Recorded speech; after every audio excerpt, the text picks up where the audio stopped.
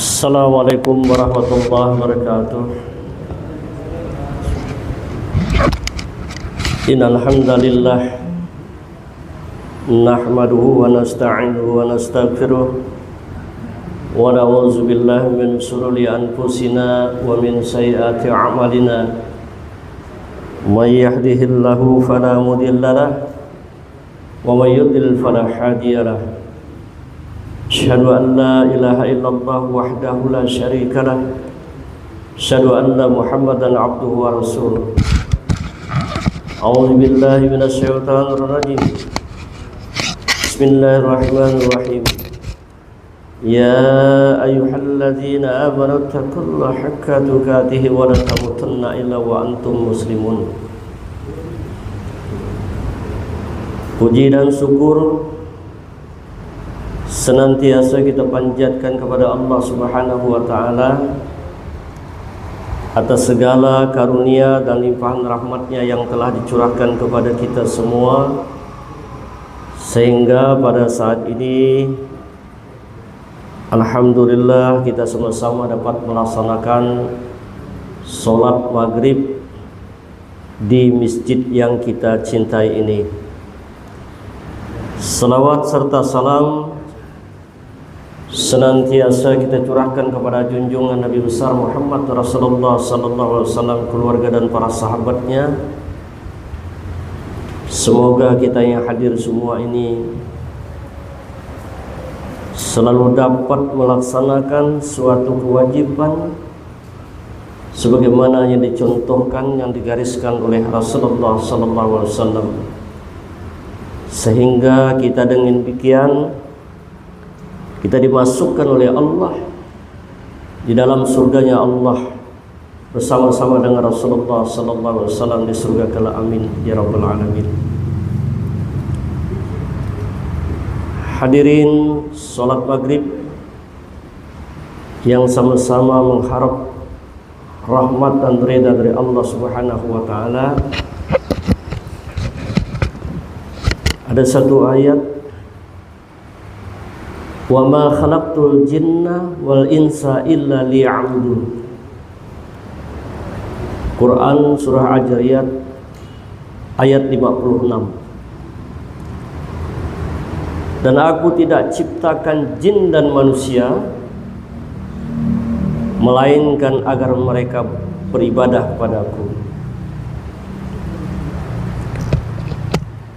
Hakikat ibadah adalah mencakup semua amal ketaatan, baik ritual khusus seperti sholat, puasa, maupun amal kebaikan sehari-hari yang diniatkan karena Allah Subhanahu wa taala, seperti silaturahmi, sedekah yang kita niatkan semata-mata mengharap rahmat dan ridha Allah Subhanahu wa taala. Tujuan utama hidup di dunia memiliki suatu proses utama, yaitu mengabdi dan beribadah hanya kepada Allah Subhanahu wa taala. Bukan kebutuhan Allah. Allah hanya kaya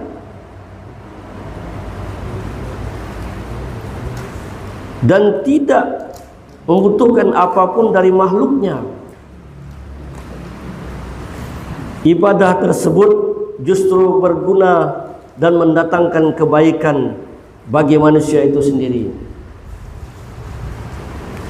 Jadi, wa ma khalaqtul jinna wal insa illa liya'budun.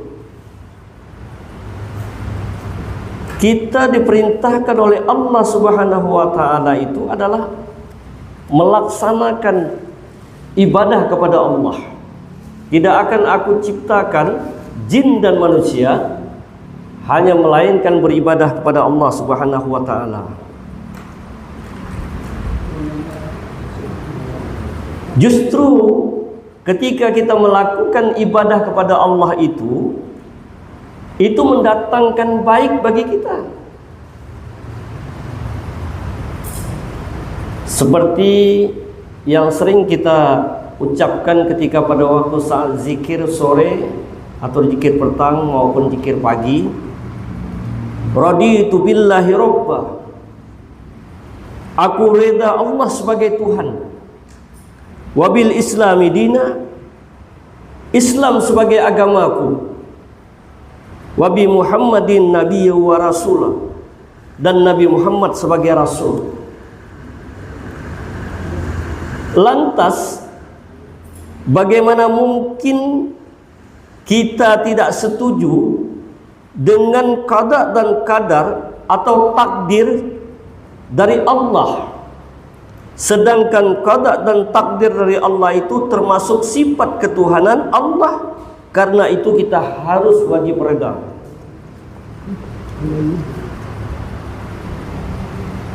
Jadi kita itu diperintahkan oleh Allah untuk beribadah kepada Allah.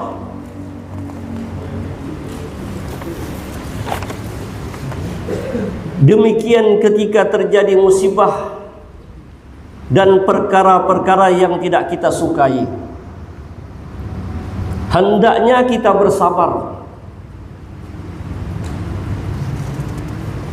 Jadi ketika kita selalu mengucapkan raditu billahi robba, aku reda Allah sebagai Tuhanku, ketika ada sesuatu masalah, bencana, ada musibah, kita harus bersabar. Tadi kita sudah mengucapkan bahwa aku reda Allah sebagai Tuhanku.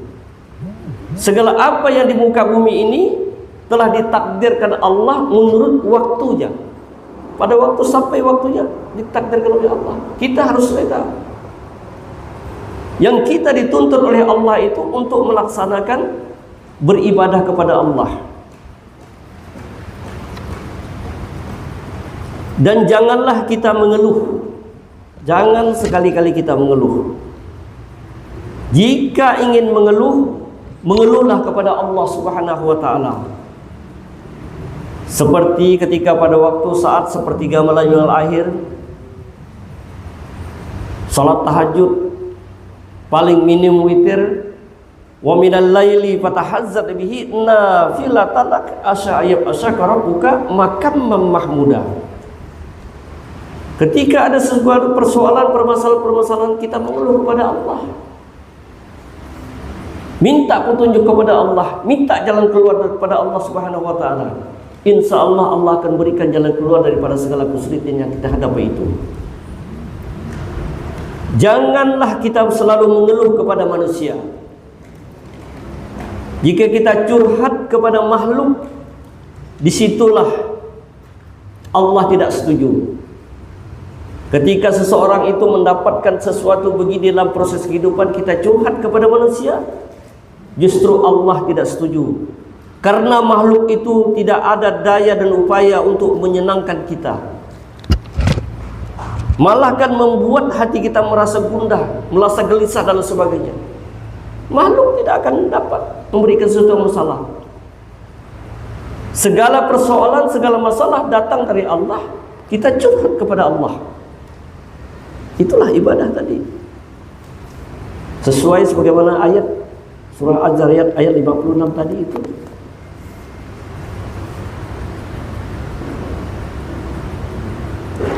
Jika kita mengeluh kepada makhluk, dikhawatirkan kita mentuhankan makhluk itu. Ini banyak yang tidak kita sadari.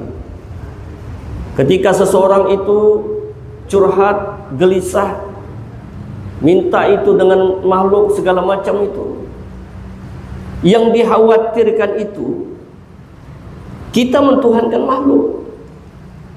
Kembali lagi ke masalah tauhid.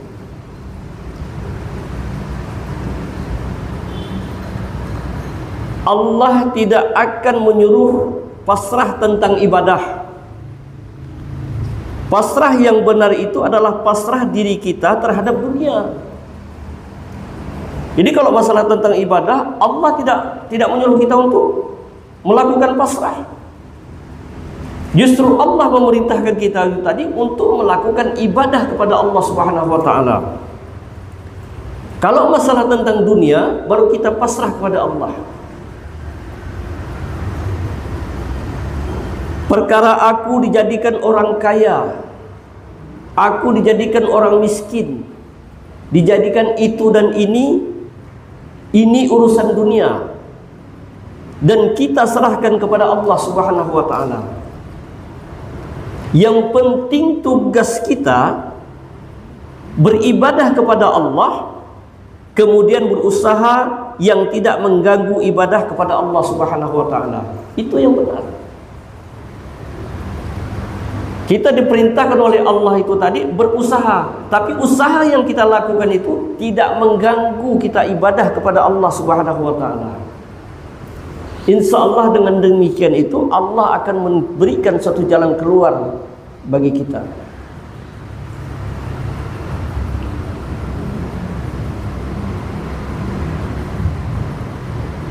Kita harus menancapkan hati di dalam diri kita. Apa-apa yang diputuskan oleh Allah itu adalah yang terbaik untuk diri kita. Itu kita yakini. Artinya yang masalah kehidupan di dunia ini, meskipun yang demikian itu tidak dapat dicapai dengan ilmu kita,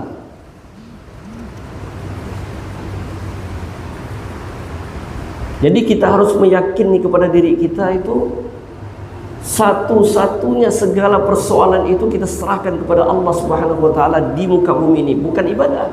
Kalau ibadah kita tetap semaksimal mungkin kita melakukan itu.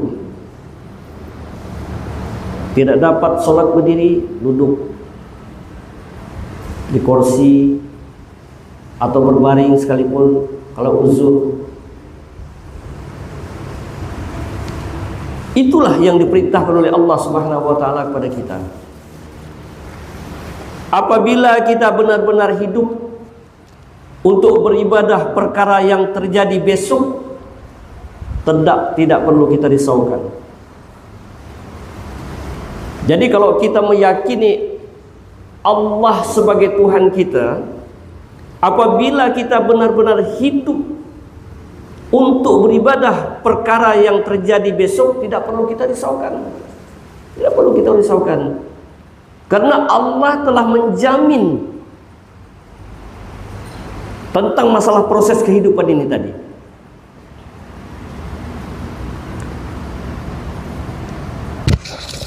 Bagaimana aku sudah tua? Terkadang kita berpikir, bagaimana aku sudah tua? Apa pegangan aku? Kalau aku pensiun tuh begini, ke depannya begini, anakku begini, juriatku begini, cucu aku begini. Selalu kita berpikir gitu. Ketika kita masih ragu terhadap itu, berarti masih kita mempertanyakan keyakinan kita kepada Allah Subhanahu wa ta'ala. Itu kuncinya. Pikiran-pikiran seperti ini jangan sampai mengganggu kita beribadah dan keyakinan kepada Allah Subhanahu wa ta'ala. Karena ibadah itulah tugas pokok kita di alam dunia ini. Sebagaimana dengan ayat itu tadi, kembali lagi kepada ayat itu. Tugas pokok kita ini adalah beribadah kepada Allah Subhanahu wa ta'ala. Tentang masalah proses kehidupan itu tadi, Allah yang atur. Ketika kita masih memikirkan tentang masalah kehidupan ini tadi, berarti kita belum yakin kepada Allah.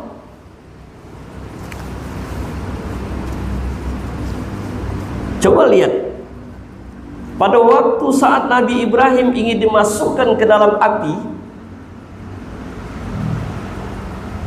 oleh Raja Namrud, itu mau dimasukkan ke dalam api, datang burung pipit. Burung pipit itu mengambil air, mengambil air, meminumnya, dimasukkan ke dalam paruh, diketawakan oleh cecak. Jadi kalau bahasa kita itu kata cecak, kau bah burung pipit mau memadamkan api itu, sedangkan kau itu mengambil air itu hanya dalam paruh kau itu. Apa jawaban pipit? Kata pipit, aku tahu mah. Aku tahu mah, katanya, aku menyadari Tapi supaya Allah Subhanahu wa ta'ala itu tadi mengetahui bahwa aku tuh berpihak ke mana-mana, berpihak kepada siapa itu. Akhirnya seketika api itu menjadi padam. Kekuasaan Allah Subhanahu wa ta'ala di luar nalar, di luar pemikiran kita. Mungkin kita semua yang hadir ini ada segala sesuatu yang di luar pemikiran kita, tapi mesti itu terjadi. Inilah kekuasaan Allah Subhanahu wa ta'ala. Kita jangan lain-lain hitung. Pendapatan atau penerimaan dalam satu bulan misalnya katakan 6 juta. Kita bekerja segala macam 6 juta. Dari tanggal 1 sampai dengan tanggal 30 atau 31 penghasilan kita 6 juta. Sekarang dari tanggal 1 sampai dengan tanggal 30 atau tanggal 31 kita buat keluar pengeluaran kita.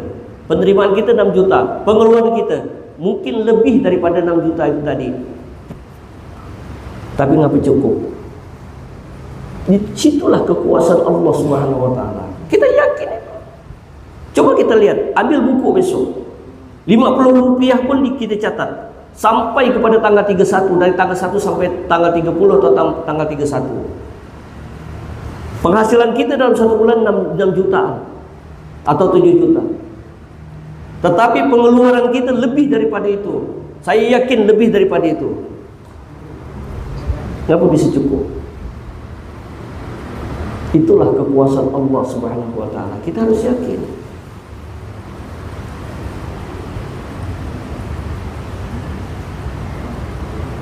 Janganlah kita mengatakan seandainya begini, barangkali begini, karena semua itu tidak ada gunanya, kecuali hanya menyibukkan hati kita. Semua itu tidaklah ada faedahnya, bahkan kerugianlah yang engkau sesalkan dan menyia-nyiakan umur. Terkadang kita memikirkan, umurku begini, aku sudah pensiun, anakku masih sekolah, untuk ini dan sebagainya. Ketika aku tidak ada, bagaimana lagi? Berarti kita keyakinan kita kepada Allah Subhanahu wa ta'ala. Coba lihat Nabi Ismail ditinggalkan oleh Nabi Ibrahim yang tidak ada apa-apanya sama sekali, tapi Allah punya kuasa. Itu sebenarnya tauladan dan contoh bagi kita semua dalam suatu proses kehidupan. Alhamdulillah, boleh jadi orang tua kita zaman dulu itu memikirkan tentang pemikiran kita seperti itu. Kehidupan orang tua kita boleh jadi kehidupan begini, bagaimana anakku, bagaimana ini. Nah, boleh jadi orang tua kita dulu pakai sepeda. Sekarang alhamdulillah kita rata-rata pakai sepeda motor, ada yang pakai mobil. Jadi kekhawatiran orang tua kita itu tadi tidak terjawab. Ini sangat penting dalam proses kehidupan kita keseharian. Semua perkara yang telah ditetapkan Allah pasti terwujud pada waktunya. Jadi segala persoalan kehidupan kita yang telah dicatat oleh Allah itu akan terwujud pada masanya, pada waktunya. Makanya kita banyak beristighfar kepada Allah, banyak berdoa kepada Allah. Itu ibadah. Kembali lagi pada ibadah itu. Boleh jadi segala sesuatu itu tuh Allah menarikan itu dari doa atas doa kita. Banyak melakukan ibadah, banyak bersedekah. Jadi seseorang itu apabila dia melakukan sholat wajib, memanglah kewajiban bagi dia, ditambah lagi dengan sunat-sunat rawatib, qabliyatan, ba'diyatan, ditambah lagi dengan sholat duha minimal 2 rakaat setiap pagi, ditambah lagi dengan sholat sunat fajar 2 rakaat,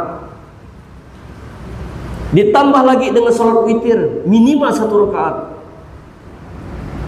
Allah yang menjanjikan akan menjamin itu.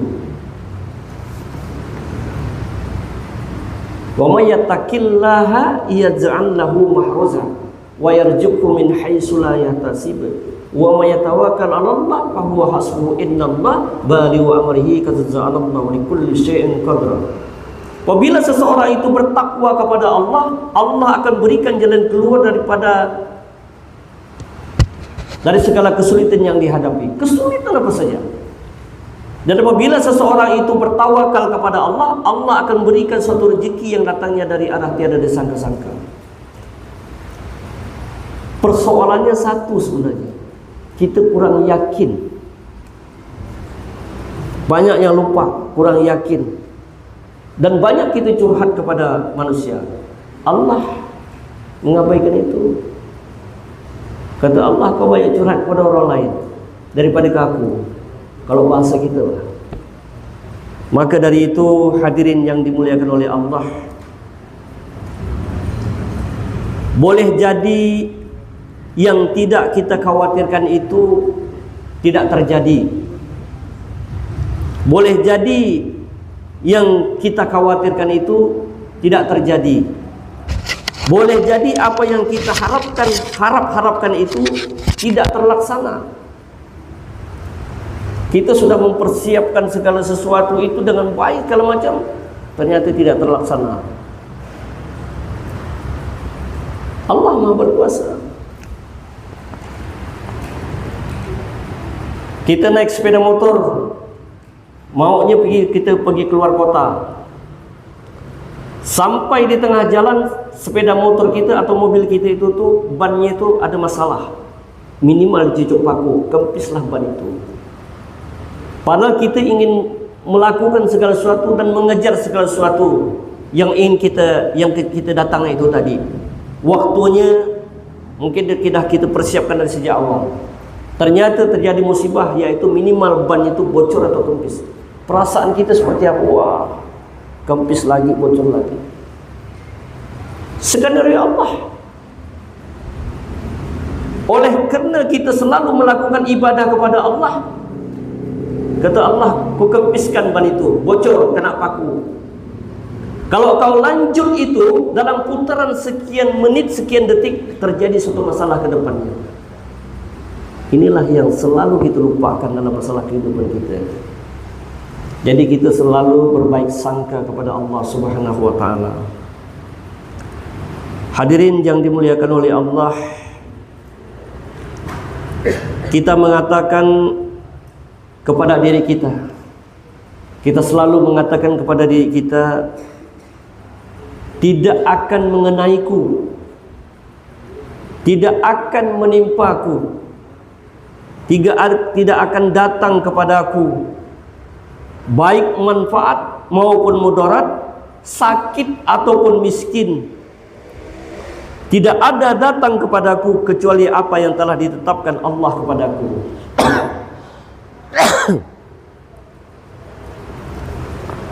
Jadi segala sesuatu yang kita lakukan di muka bumi ini tadi sudah kadar janji daripada Allah Subhanahu wa ta'ala. Tidak akan bisa.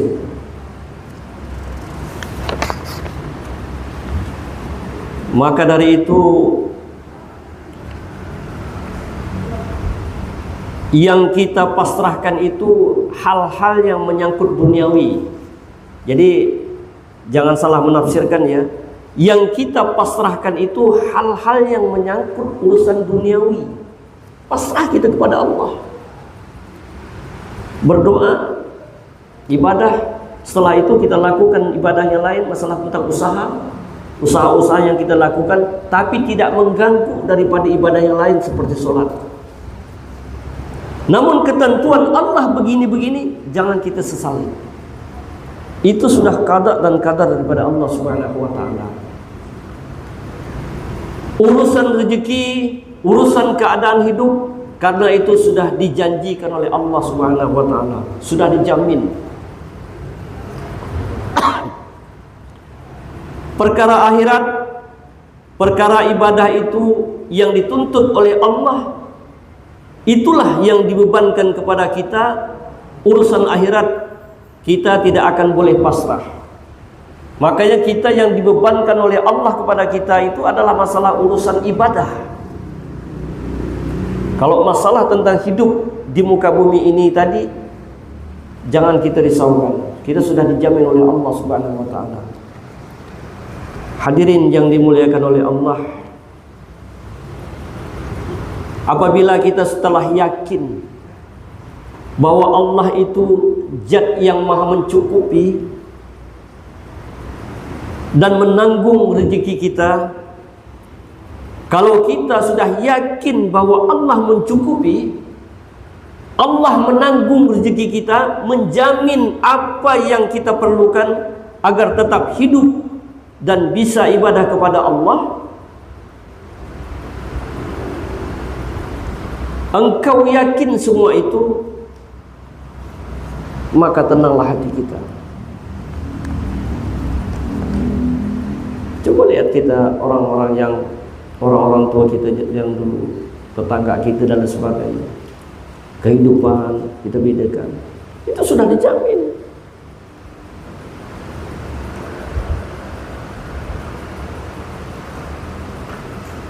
Pernah suatu ketika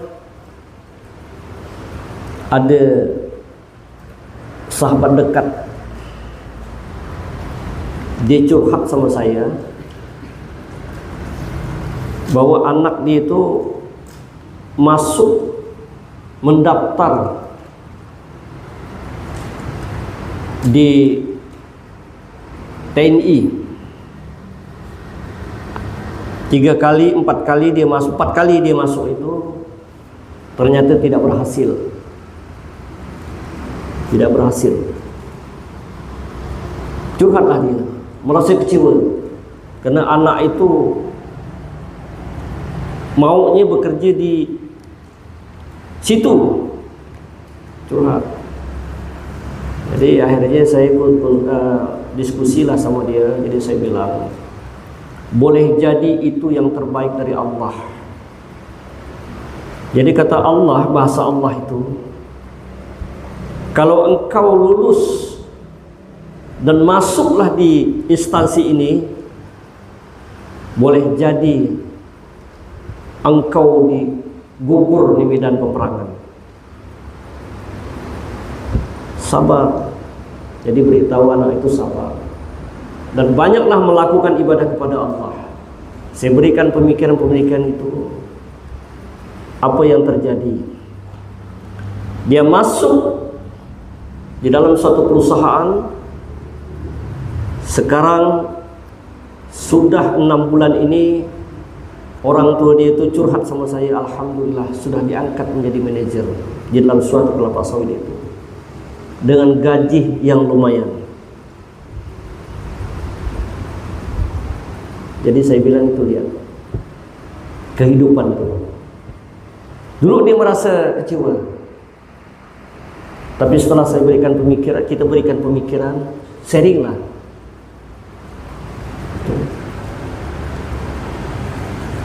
Pada suatu ketika ada seseorang guru, dia ini ingin turun ke Ketapang. Karena kehidupan ketika pada waktu saat itu belumlah seperti saat ini. Pada waktu tahun 80-an, 83 gitulah. Udah janji dengan mau numpang motor ini tadi, mau numpang motor. Karena dia masih melakukan sholat subuh, akhirnya motor ini tadi berangkat. Menurut akal pikiran kita, kekeliruan daripada motor ini tadi tidak lagi singgah lagi ke ini. Misalnya kalau ada singgah, di mana mau numpang tuh, tidak ada, langsung ditinggalkan. Itu tidak. Orang motor ini pun langsung pergi, turun dia. Turun ke Ketapang ini. Curhatlah kepada seorang kepala desa. Dia curhat pagi-pagi itu sekitar jam 7 pagi, curhat kepada kepala desa bahwa dia itu tadi menumpang tapi ditinggalkan orang ini. Ditinggalkan kata dia, sedangkan dia perlu guru pada waktu itu mau turun ke Ketapang ini. Akhirnya kepala desa itu mencatat dan diberikanlah pemikiran pemandangan.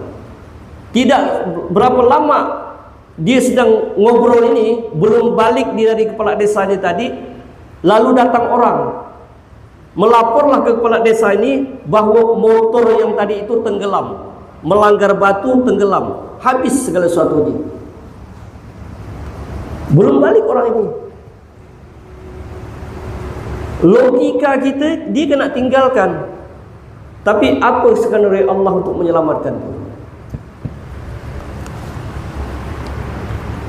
Jadi hal-hal yang begini yang kita kadang-kadang tu yang kita tidak sadar dalam proses kehidupan kita.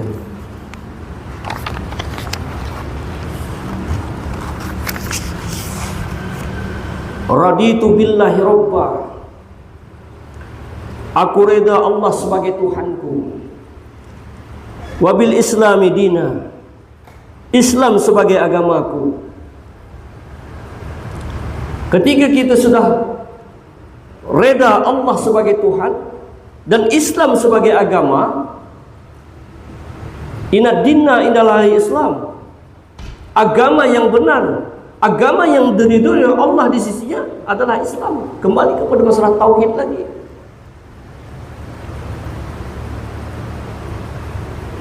Kembali kepada masalah tauhid. Inna dinna indallahi Islam. Agama yang benar, agama yang diridhoi oleh Allah di sisinya adalah agama Islam. Islam. Jadi hadirin yang dimuliakan oleh Allah, maka dari itu dalam proses kehidupan ini, sebagaimana yang diperintahkan oleh Allah Subhanahu wa taala, wa ma khalaqtul jinna wal insa illa liya'budun, dan tidak aku ciptakan jin dan manusia melainkan mereka beribadah kepadaku. Jadi kita ini diperintahkan oleh Allah melakukan ibadah kepada Allah. Masalah tentang urusan kita hidup di muka bumi ini, kata Allah, itu urusan aku. Telah ku jamin, aku berani menciptakan kalian atau semua makhluk di muka bumi ini. Berani aku menjamin masalah tentang rezeki, pekerjaan dan sebagainya. Ini sebenarnya kunci.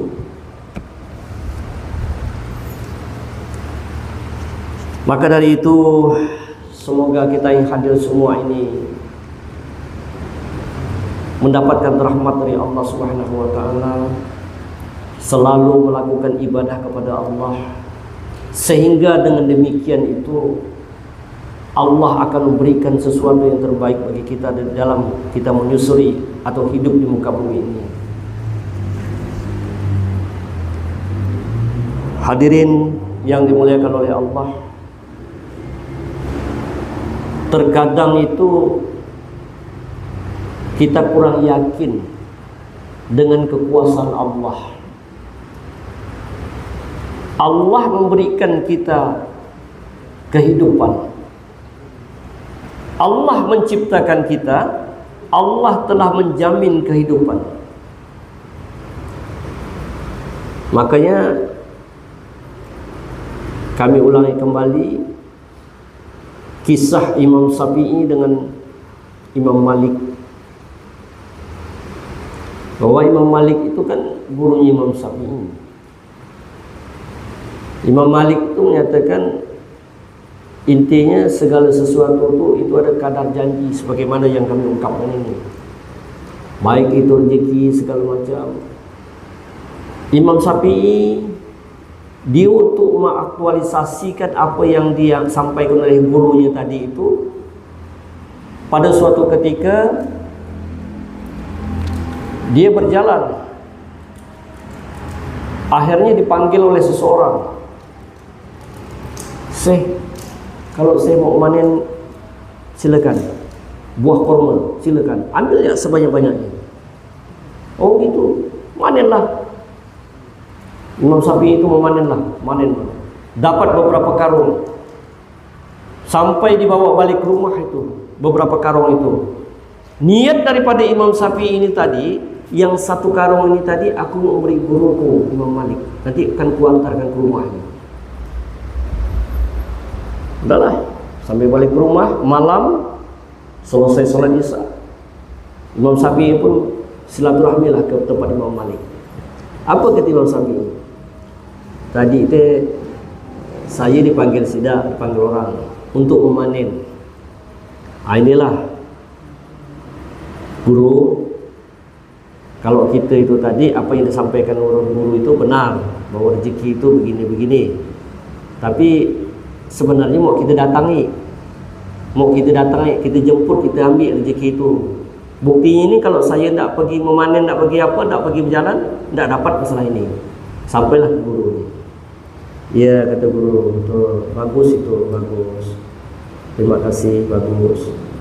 Tapi kata guru, kata Imam Malik, saya tu dari tadi tu duduk ke sini, tak ada ke mana-mana. Datang tak kurma tu? Ada tak mereka tu istilahnya saling sengketa? Tidak ada. Saling menghargai. Inilah seorang ulama.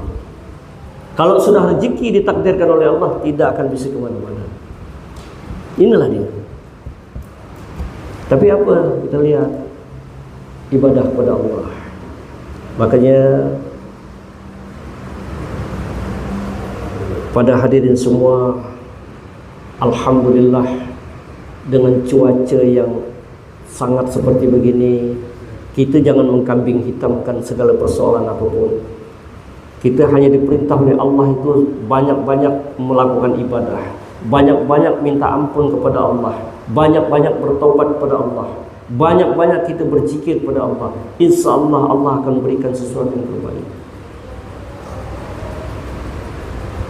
Sekarang kita diuji. Ini ujian buat kita. Banyaknya kita kajian, banyaknya begini-begini, diuji kita. Kita jangan mengkambing hitamkan segala sesuatu, tapi koreksi bagi diri kita sendiri. Sampai sejauh mana kita beribadah kepada Allah, dan sampai sejauh mana kita bersabar menghadapi ujian itu. Itulah tenang hati kita. Makanya para ulama yang terdahulu, Profesor Dr. Hamka, ketika pada waktu jam 3 subuh itu dia turun dari rumah untuk ke masjid itu, orang sudah tahu, pakai tongkatnya, tok tok tok tok. Jadi rumah-rumah orang yang dilewati oleh Hamka itu sudah tahu, oh ini tetap Buya Hamka. Bermunajat dia kepada Allah, minta ampun, berdoa. Makanya segala sesuatu, persoalan-persoalan itu akan kita lihat. Ini masjid, alhamdulillah dan karunia Allah ini megah seperti begini. Kita lihat jemaahnya rutin subuh tiap waktu bersedekah. Ini orang memberikan infak, oleh takmir masjid disalurkan. Wah, luar biasa. Sedekah itu tadi menolak 70 macam bala dan bencana, paling ringan termasuk penyakit kusta. Itu hadis Rasulullah SAW. Sedekah itu menolak 70 macam bala dan bencana. Orang memberikan impak kepada kita, kepada masjid ini, oleh masjid, takmir masjid itu tadi diberikan kepada orang.